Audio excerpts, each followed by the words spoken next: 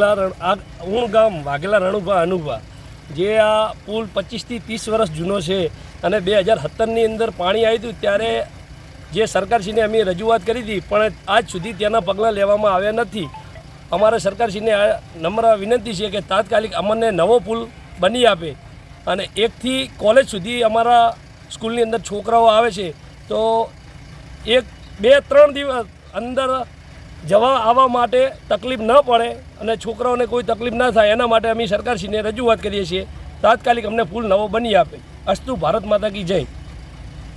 આ જે પુલ છે એ લગભગ 30 વર્ષ જૂનો છે અને હાલ ખૂબ ડેમેજ હાલતમાં છે અને જ્યારે 2017માં પૂર આવ્યું હતું એ વખતે પણ વહીવટીતંત્ર અને સરકારશ્રીમાં પણ રજૂઆત મૌખિક રજૂઆત કરેલ છે પરંતુ આજ દિન સુધી કોઈ એના પગલાં લેવામાં આવ્યા નથી. અને વધુમાં કે આ જે રસ્તો રહ્યો આ પુલ છે એ 2 જિલ્લાને જોડતો રસ્તો છે. આગળ પાટણ જિલ્લો આવેલો છે.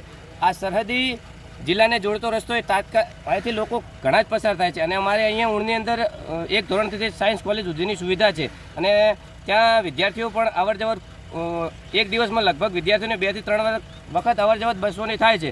તો આ ડેમેજ હાલતના પુલને તાત્કાલિક ધોરણે નવીન પુલ બનાવી આપે એવી સરકારશ્રીને આ પુલ કઈ જગ્યાએ એક્ઝેક્ટ આવેલો છે? એક્ઝેક્ટ આ પુલ આવેલો છે જે શેદળિયા અમારો જે ગામનો મુખ્ય વિસ્તાર છે અને શેદળિયા જેને કહેવાય છે એ જગ્યાએ પુલ આવેલો છે અને પંચાયતની સામે ગ્રામ પંચાયતની સામેની બાજુ. ઠાકોર દિલીપજી ચતુર્જી ગામ ઊણ.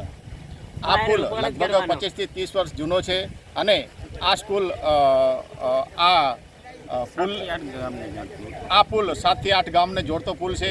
એટલે અહીંયા અમરપુરા સ્કૂલ, અહીંયા 1 થી કોલેજ સુધીની સ્કૂલ અને સતત બાળકોને આવન જવન વધારે રહેવાથી આ પુલ જર્જરિત ડેમેજ હોવાથી તાત્કાલિક ધોરણે નવો કરી આપે તેવી અમારી ગામ લોકોની ખૂબ અરજ છે. ભારત માતા કી જય. અસ્તુ.